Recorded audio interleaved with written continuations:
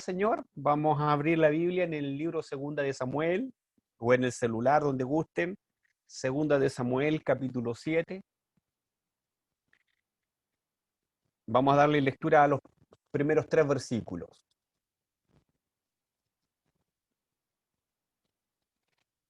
La Biblia, esta Biblia que en este mes del pueblo cristiano conmemora como el mes de la Biblia, porque como aparece en la portada de la Reina Valera, en el año 1569 se terminó de imprimir la primera Biblia al castellano. Por eso el pueblo cristiano celebra en septiembre el mes de la Biblia. Y ojalá Dios quiera pueda cada uno de nosotros estudiarla siempre. A todos los 12 meses del año tenemos que estudiarla, pero ojalá este mes le rindamos un poco más de tiempo, le dediquemos para poder meditar en ella. Segunda de Samuel, capítulo 7, versículo 1 al 3, y dice así en el nombre del Señor. Aconteció que cuando ya el rey habitaba en su casa, después que Jehová le había dado reposo de todos sus enemigos en derredor, dijo el rey al profeta Natán: mira, ahora yo habito en casa de cedro, y el arca de Dios está entre cortinas. Y Natán dijo al rey: anda y haz todo lo que está en tu corazón, porque Jehová está contigo. Padre, gracias por esta palabra. Abre nuestra mente para poder comprender, Señor, esta verdad que usted nos quiere enseñar en esta noche. Bendice a la iglesia amada, Señor, a nuestros pastores, a los líderes, a los varones, Señor, y a las hermanas que se suman también para estar apoyando a este departamento de varones, Señor. Bendíceles grandemente a través de esta palabra. Dios mío, ya como tú quieras a través de mi vida en el nombre de Jesucristo. Amén y amén. Bueno, ya hemos leído esta palabra del Señor en el segundo libro de Samuel. Tenemos al rey David, quien fue el segundo rey de la nación de Israel. Recordemos que antes de él había reinado Saúl durante 40 años eh, y ahora estaba David reinando. David, la verdad es que fue un rey que conquistó muchos reinos, un rey que extendió las fronteras de Israel como nunca antes.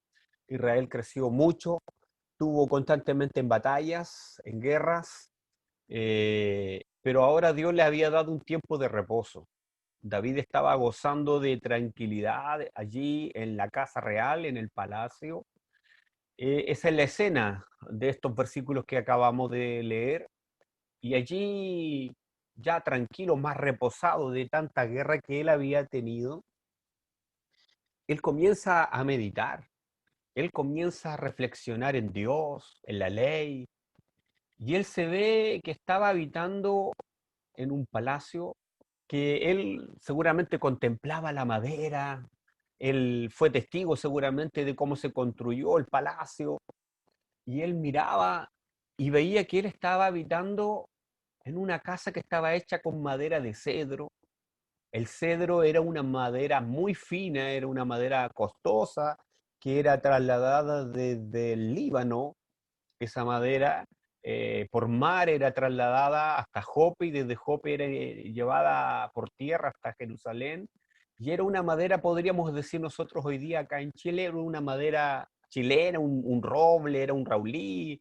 Era, hoy en día las casas en su mayoría se construyen con pino, a diferencia de las casas antiguas que eran de madera chilena en su mayoría. Y David miraba su palacio y decía: yo habito en una casa de cedro, en una casa de madera fina, y el arca de Dios, el arca del pacto, habita entre cortinas.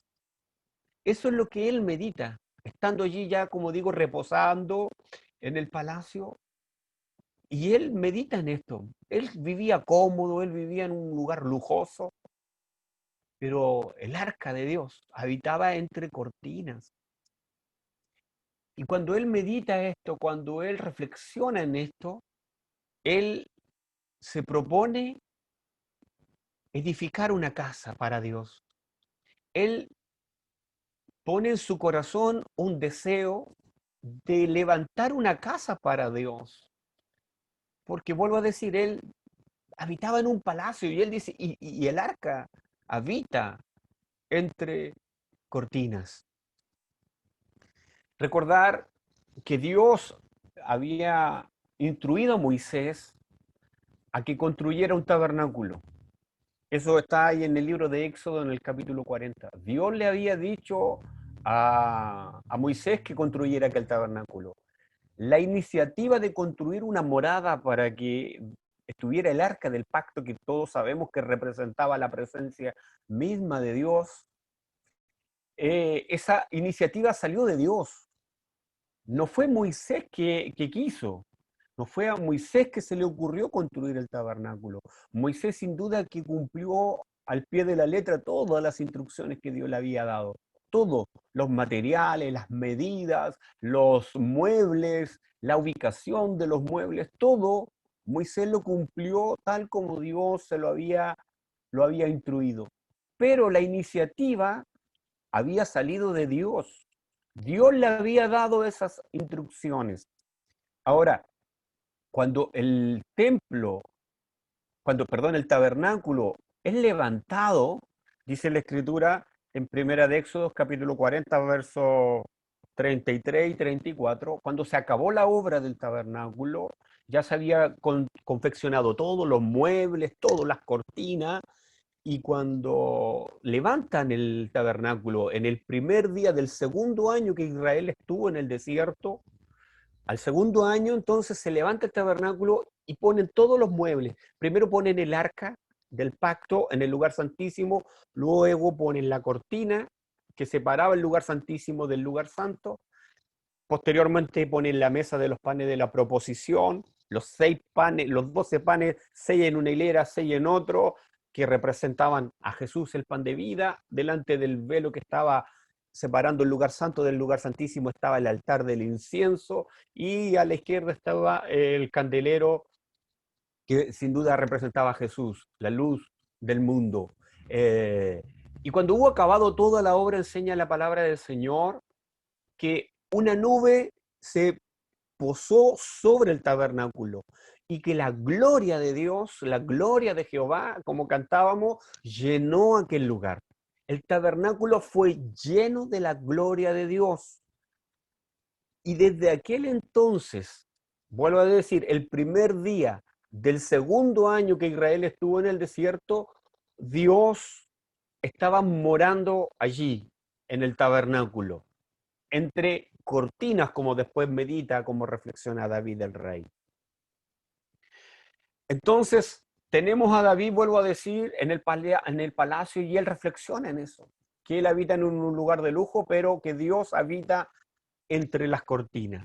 Cuando David medita en esto y tiene ese deseo, se propone hacer una casa para Dios, dice que él se lo cuenta a Natán, al profeta, y le plantea el deseo que tiene y le cuenta esto. ¿Sabes qué, Natán?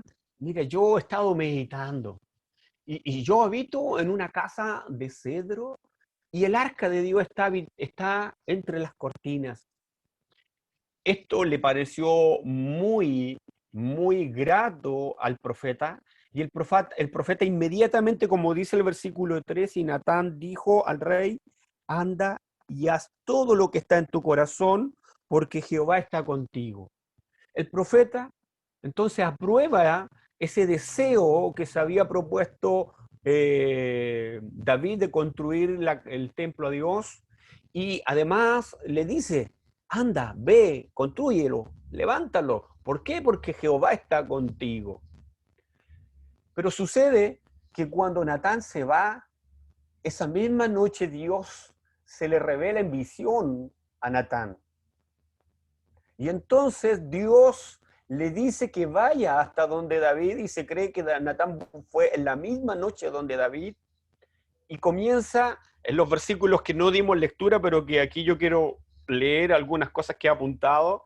Cuando Natán se acerca a David, Natán le dice lo que Dios le había revelado: tú me has de edificar casa en que yo more, le dice el Señor a David a través del profeta. ¿tú me vas a construir casa donde yo more?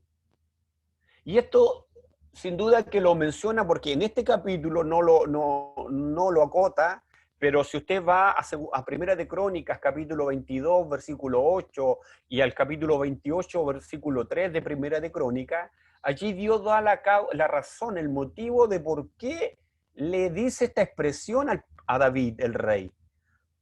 Y la expresión era, tú me has de edificar casa en que yo more. ¿Y por qué Dios le dice esto?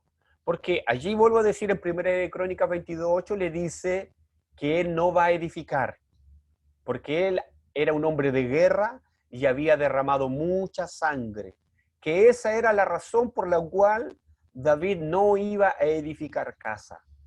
Luego, Dios le dice a David, nunca he habitado en casa, sino que siempre he andado en tienda y en tabernáculo. Eso está en el mismo capítulo que le dimos lectura en el versículo 6.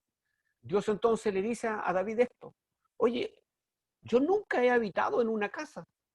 Desde que desde que salió de Egipto, Israel, desde ese segundo año que se levantó el tabernáculo, yo he habitado en tienda. Yo he habitado en tabernáculo. Yo no he habitado en casa, le dice Dios a David. Luego le dice, nunca le he dicho a ninguna de las tribus de Israel, ¿por qué no me habéis edificado casa de cedro? Es decir, Dios le está diciendo a David, ¿sabes qué? Yo nunca le he pedido a ninguno de ustedes. Nunca le he dicho por qué no me han edificado casa. Y luego vienen unas promesas y unos recordatorios y unas promesas maravillosas.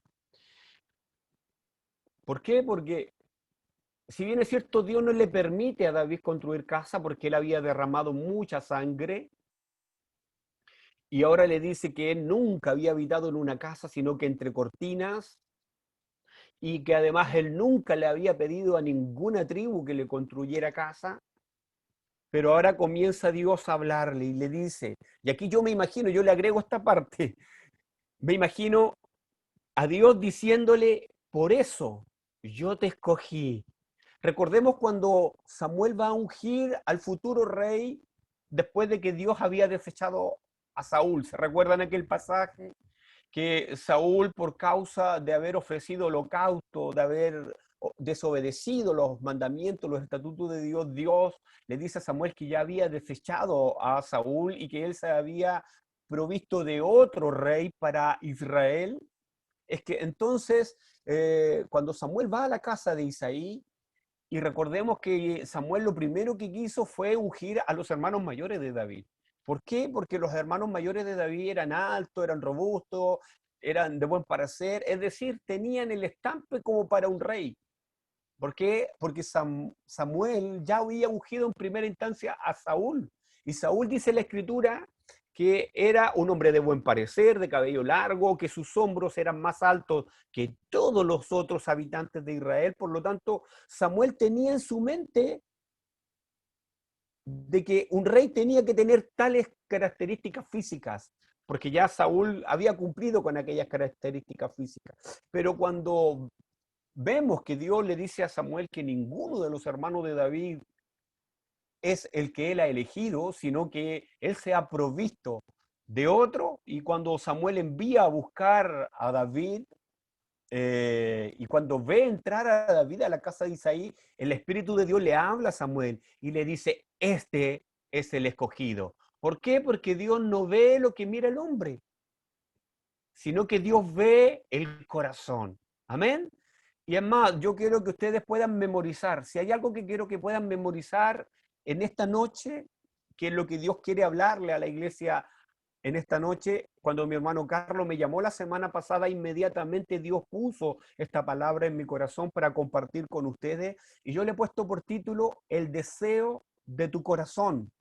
Y quiero que pueda estar reflexionando en todo lo que vamos a estar hablando durante esta predicación.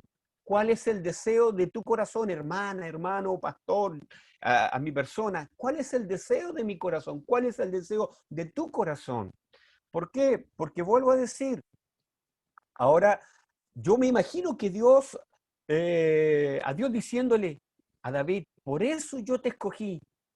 Cuando allí entra a la casa de Isaí y Dios le dice, él es el elegido, porque Dios mira el corazón. Y Dios le dice entonces, aquí en estos versículos, usted lo pueden leer más calmado después en su casa, del mismo capítulo 7 de 2 de Samuel, dice, yo te tomé del redil, te tomé de detrás de las ovejas para hacerte príncipe de Israel. ¿Por qué? Porque Dios conocía el corazón de David.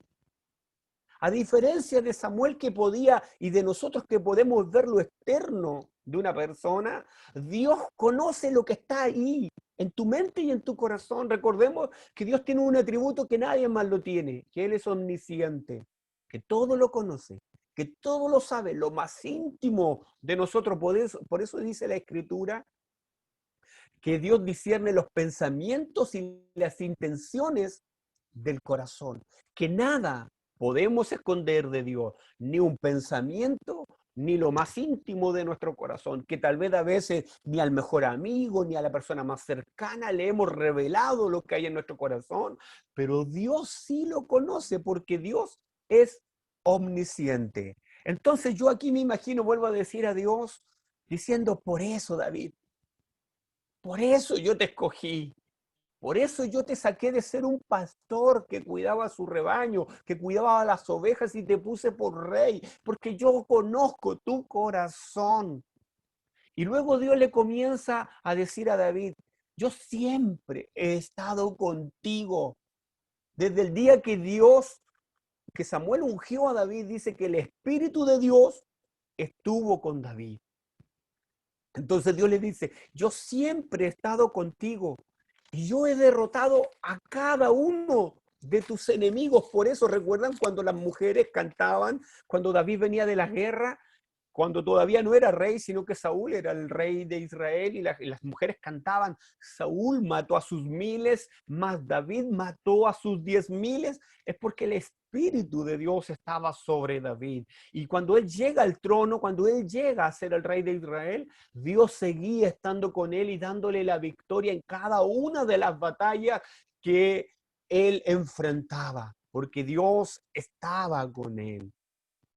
Dios le dice a David, yo te he hecho grande, yo te he dado nombre como los grandes de la tierra. ¿Por qué? Porque David, siendo el rey de Israel, era temido por las naciones de alrededor. Él era temido por las naciones cananeas. Le temían a David porque David era un rey que tenía todo el respaldo de Dios, tenía toda la autoridad de Dios de parte del Señor.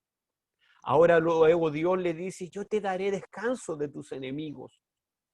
Es decir, que iban a cesar las batallas y las guerras.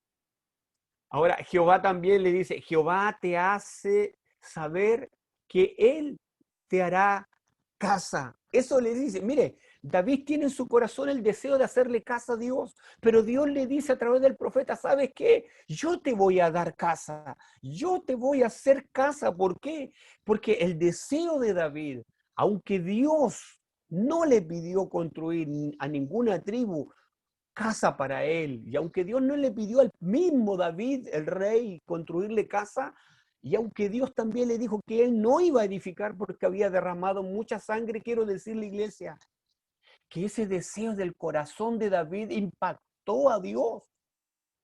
Ese deseo que tuvo el rey lo maravilló, el rey lo conmovió. Imagínese, iglesia, que una persona, un ser humano, conmovió el corazón de Dios. Porque vuelvo a decir, el tabernáculo que construye Moisés y que lo hace tal como Dios se lo dice, es porque Dios lo motivó a construir el tabernáculo.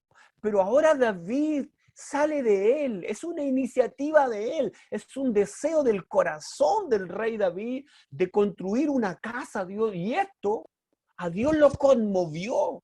Por eso vuelvo a decirle que el título que tenemos para esta palabra es el deseo de tu corazón, porque Dios se agrada del deseo de David.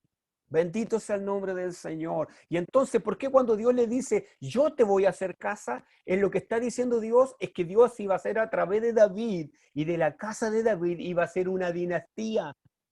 Dios estaba haciendo un pacto con David y lo vamos a ver un poquito más adelante.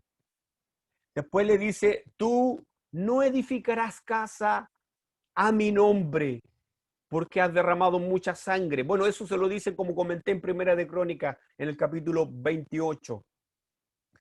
Luego le dice, tu hijo edificará casa a mi nombre. Eso se lo menciona ahí en el versículo 13. Tu hijo me edificará casa a mi nombre. ¿Por qué? Porque él había derramado mucha sangre, pero Salomón iba a gozar de un reino de paz, de prosperidad y de tranquilidad. Entonces Dios le dice a David, tú no me construyes porque has derramado mucha sangre, pero tu hijo va a tener un reino de paz y él no va a derramar sangre como tú. Por eso él me va a construir casa. Y Dios entonces hace ese pacto con David el rey. Y luego le dice, y será, en el versículo 16, y será afirmada tu casa y tu reino para siempre, y tu trono será estable eternamente, le dice el Señor. ¿Por qué? Dios lo que está haciendo aquí con David es un pacto, es una promesa. Está diciendo, ¿sabes qué? Tu deseo me conmovió. Tu deseo me cautivó, David, le está diciendo Dios a través del profeta. Y aunque tú no me vas a construir, y yo voy a levantar a un hijo tuyo, el cual va a edificarme casa donde yo more, y luego le dice, y yo haré un pacto contigo. Y tu trono será estable eternamente. ¿Por qué? Porque nunca dejó de haber de la casa de David rey en Israel. Y todos sabemos, como dice el libro de Mateo capítulo 1, que Jesucristo viene de la descendencia de David.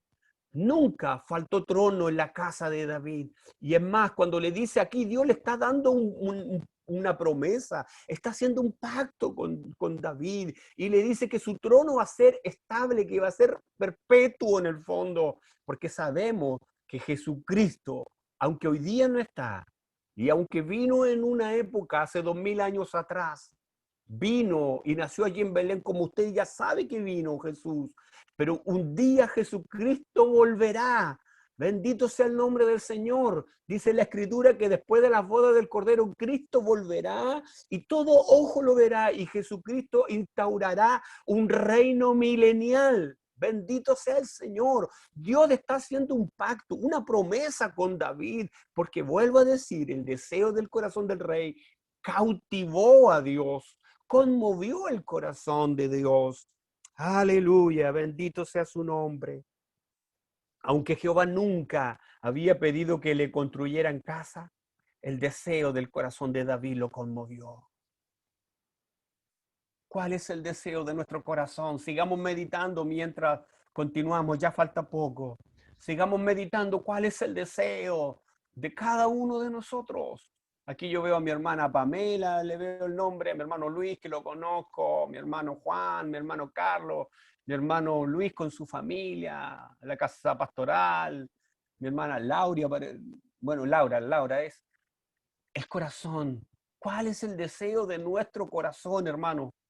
Hermano Luis Barrera, ¿cuál es el deseo de tu corazón? El deseo del corazón de David conmovió a Dios. Aleluya. Mire, en el libro de Proverbios, en el capítulo 4, en el versículo 23, la versión NBI dice así. Reflexiónelo. Proverbios 4:23. La versión NBI dice, en el agua se refleja el rostro. Porque ¿quién no ha visto su rostro cuando se acerca a un lago, al río? Uno puede reflejar, se le refleja el rostro, ¿cierto? En el agua. Y así lo dice Proverbio. Pero mire lo que dice. Y en el corazón se refleja la persona. Gloria al Señor. En el agua se refleja el rostro, pero en el corazón se refleja la persona. ¿Qué hay en nuestro corazón, iglesia? ¿Qué hay en nuestras vidas, en lo más íntimo de nosotros? ¿Qué deseo tenemos?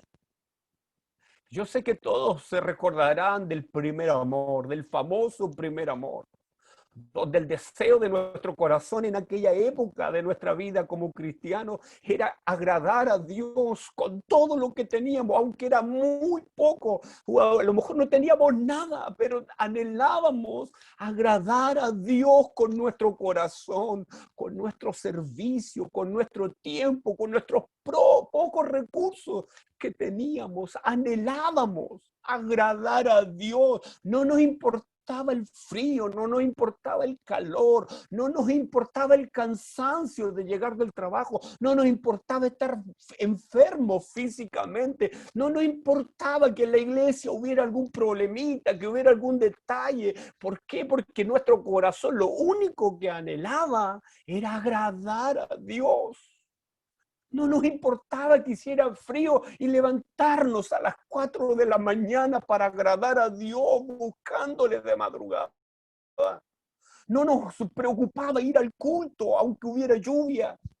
No había nada que nos quitara el deseo que teníamos en el corazón de agradar a Dios. Era lo que más anhelábamos. ¿Se lo recuerda, hermano? Yo no sé si fue hace poquitos años o muchos años, pero yo creo que cada uno se recuerda de aquel tiempo. Un tiempo glorioso, donde vuelvo a decir, usted y yo anhelábamos agradarle a Él. Y vuelvo a leer este versículo. En el agua se refleja el rostro y en el corazón se refleja la persona. Porque aunque el corazón no lo podamos ver, yo no puedo ver el corazón de ustedes y ustedes el mío, pero mi persona, mi testimonio, mis actos, mis hechos, mis palabras reflejarán lo que hay en mi corazón. Amén. Nuestra vida va a reflejar lo que hay en lo íntimo de nuestro corazón. Gloria al nombre del Señor. El libro de Mateo capítulo 6, verso 21 dice, porque donde esté tu tesoro, allí también estará tu corazón. ¿Dónde está tu tesoro, iglesia? ¿Qué está ocupando el primer lugar en tu vida en este tiempo? ¿La familia? ¿Las preocupaciones? ¿Qué está? ¿Los problemas? ¿Qué está ocupando el primer lugar en tu corazón? Porque vuelvo a decir, porque donde está tu tesoro, allí está también tu corazón. ¿A qué es lo que le estás dando más valor en este tiempo? ¿Al trabajo? ¿A la familia? ¿A la casa? Está bien que nos preocupemos de la familia, debemos hacerlo. Está bien que nos preocupemos de nuestro hogar, de vivir y de darle a nuestra familia un lugar cómodo, en la medida de las fuerzas que Dios nos da. Pero esto no puede robarnos el que Dios pase a un segundo o a un tercer o a un último plano. Recordemos que el primer gran mandamiento, cuando le preguntan a Jesucristo y le dicen los religiosos de aquella época, ¿cuál es el gran mandamiento? ¿Qué le dice Jesús? Amarás al Señor tu Dios con toda tu mente, con toda tu alma, con todo tu corazón. Que nada nos robe, iglesia amada, que nada nos robe el que Dios pueda ocupar el primer lugar en nuestro corazón. Está claro que David le daba el mayor valor a Dios en su vida. Por eso él tiene este anhelo ferviente, tiene este anhelo, este deseo de construirle casa a Dios. Imagínense por un momento a David allí en su palacio de lujos. Y él meditando, yo estoy viviendo, y ahora nosotros lo podemos decir, estamos viviendo en un techo que está refugiado, que está calentito. Y David decía, ay Dios, el arca habita allí entre cortinas. Y esto causa tanto gozo en Dios, tanta alegría que conmueve su corazón. Gloria al nombre del Señor. Por eso vuelvo a decir, está muy claro que David le daba el mayor valor a Dios en su vida. Por eso cuando Dios los coge de allí de entre las ovejas, lo escogió, lo eligió, porque conocía el corazón de David, el dulce cantor de Israel, aquel que decía: alzaré mis ojos a los montes, aún en medio del problema. Pero él se daba la respuesta: mi socorro viene de Jehová, que hizo los cielos y la tierra. Bendito sea su nombre. Aún cuando él pecó, aquel pecado terrible que marca la vida de David, como fue aquel adulterio y el asesinato de Urías, el esposo de Betsabé. Pero aún allí, cuando Natán va y le declara su pecado al año siguiente, allí David se arrepiente y Dios lo perdona. Sin duda que esto muestra lo frágil que es el hombre, lo débil que es el hombre. Pero aún así, en aquel tiempo, él se humilló y, como revela en el Salmo 51, allí él le rogaba a Dios: Dios, dame un corazón limpio. Dios, dame un espíritu recto delante de ti. Gloria al Señor. Yo sé que hemos fallado en reiteradas ocasiones. Yo sé que el primer lugar en nuestro corazón muchas veces tal vez no lo ha ocupado el Señor. Ha sido más el trabajo, la familia, las preocupaciones, las necesidades, las enfermedades. Pero Dios está haciendo un llamado en esta noche a nosotros, su pueblo, su iglesia, y nos dice: ¿cuál es el deseo de tu corazón? Cierre sus ojos, medite unos segundos, mientras yo le digo, y haga cuenta que es Dios que le está preguntando: ¿cuál es el deseo de tu corazón? Dios está preguntándote: ¿cuál es el deseo de tu corazón? Y luego Dios podría preguntar: ¿me quieres servir aún con el problema que tienes? ¿Me quieres servir? ¿Me quieres agradar aún con las necesidades que tienes? ¿Me quieres servir, pueblo mío?, dice el Señor. ¿Me quieres servir aunque ves que los enemigos se levantan contra ti? El Señor te pregunta: ¿cuál es el deseo de tu corazón? Aleluya. Bendito sea su nombre. Padre amado, te damos gracias por esta palabra. Señor, David conmovió tu corazón. David tocó tu corazón, amado Dios, porque quiso edificar casa. Señor, tenemos todos tal vez dificultades. Tal vez vemos, Señor, cómo los enemigos se levantan, Señor, cómo las fuerzas menguan, cómo la fe se debilita. Dios amado, pero te rogamos en esta noche que pongas en nosotros el deseo de servirte, Señor, de buscarte, de agradarte, de poder ser obediente a tu voz, a tu palabra, Señor.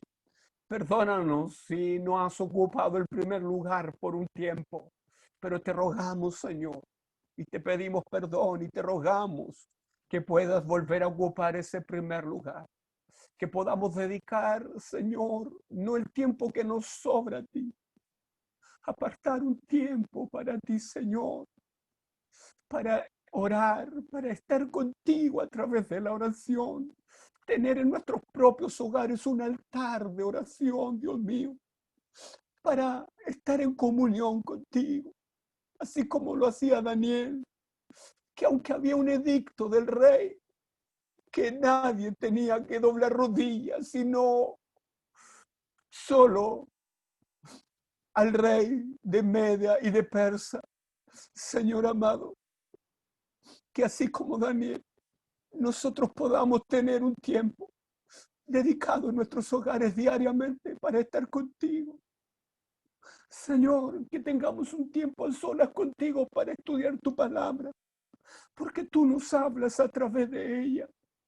Señor, bendice a tu pueblo, a cada hermana. Tú conoces el corazón de cada uno de tus hijos, de tus hijas que esta noche están allí. Dios amado, yo declaro tu palabra que está allí en el libro de Isaías, capítulo 40, verso 29. Que tú das esfuerzo al cansado, que tú multiplicas las fuerzas al que no tiene ninguna, que los muchachos se fatigan, se cansan, que los jóvenes flaquean y caen, pero que los que esperan en Jehová recibirán nuevas fuerzas, levantarán alas como las águilas, correrán y no se cansarán, caminarán y no se fatigarán, dice tu palabra. Y yo declaro esta palabra sobre cada uno de mis hermanas, de mis hermanos.